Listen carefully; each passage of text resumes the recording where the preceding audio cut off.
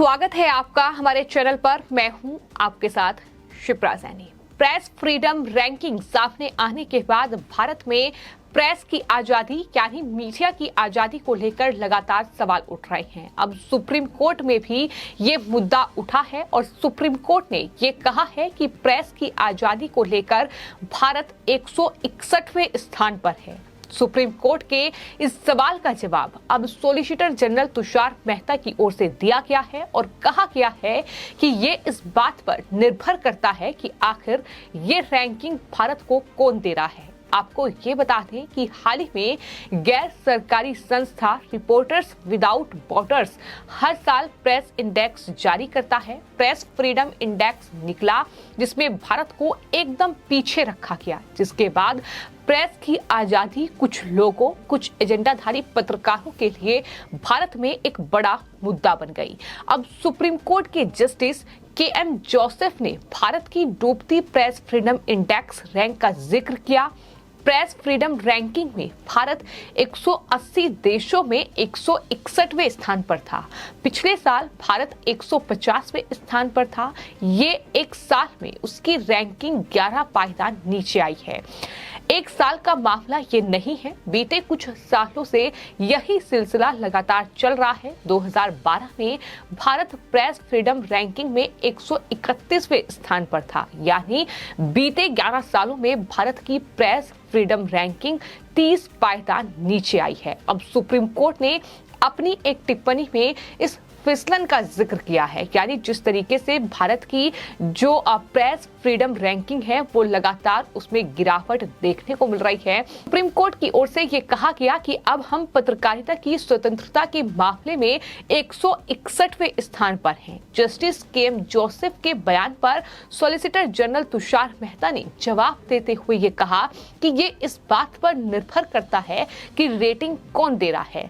मैं अपना फॉर्म रख सकता हूँ और भारत को पहला स्थान दे सकता हूं। ये जवाब तुषार मेहता की ओर से दिया गया। सुप्रीम कोर्ट ने दरअसल बिल्किस बानो मामले में सुनवाई करते हुए ये सवाल सुप्रीम कोर्ट की ओर से किया गया, जहां उन्होंने भारत में प्रेस फ्रीडम का जिक्र किया और भारत की रैंकिंग का जिक्र किया।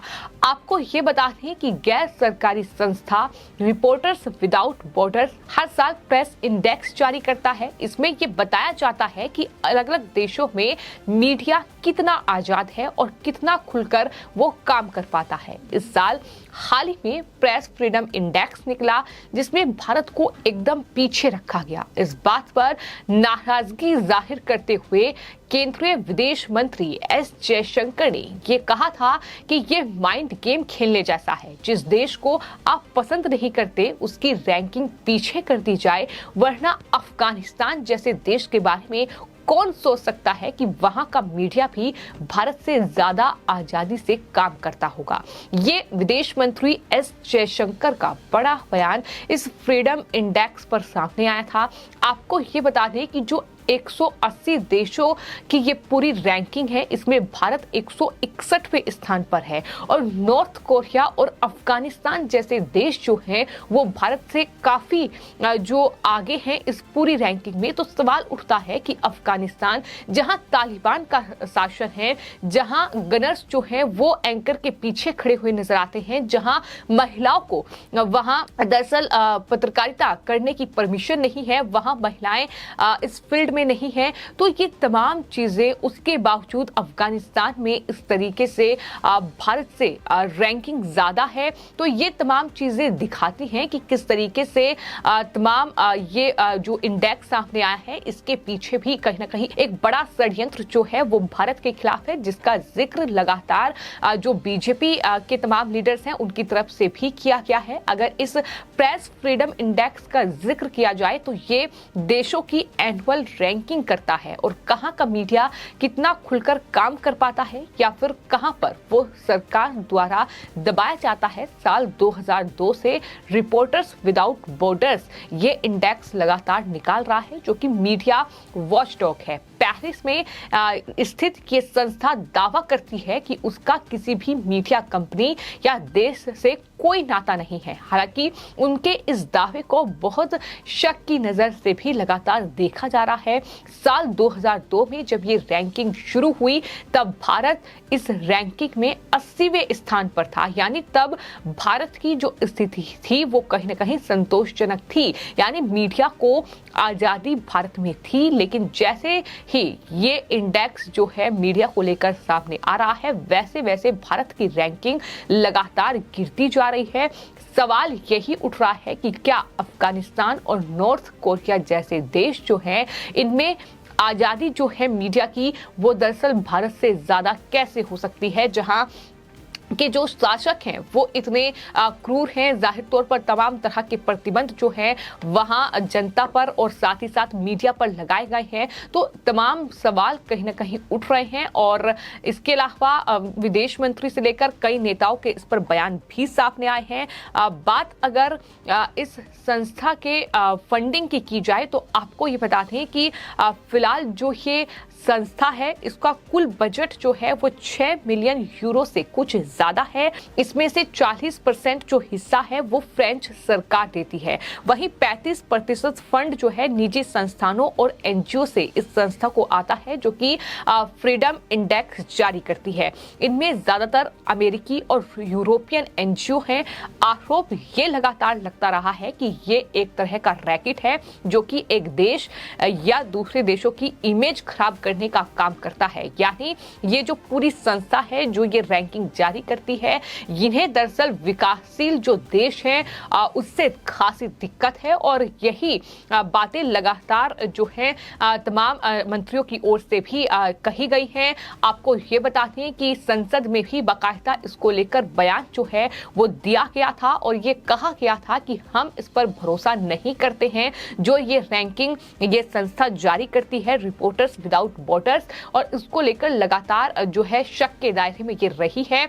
लेकिन कुल मिलाकर इस तरीके से सुप्रीम कोर्ट का इस पूरे इंडेक्स को लेकर जिक्र करना कि भारत जो है प्रेस फ्रीडम के मामले में 161वें स्थान पर है, लेकिन जब ये जो संस्था है ये कोई गवर्नमेंट संस्था नहीं है। आपको ये भी बता दें कि इस रैंकिंग पर सवाल लगातार उठते रहे हैं और भारत की अगर बात की जाए तो कुछ वक्त पहले ही नीति आयोग ने ये सवाल किया था कि जिन सवालों के आधार पर ये पूरा इंडेक्स बनाया जाता है उन्हें सार्वजनिक आखिर क्यों नहीं किया जाता है।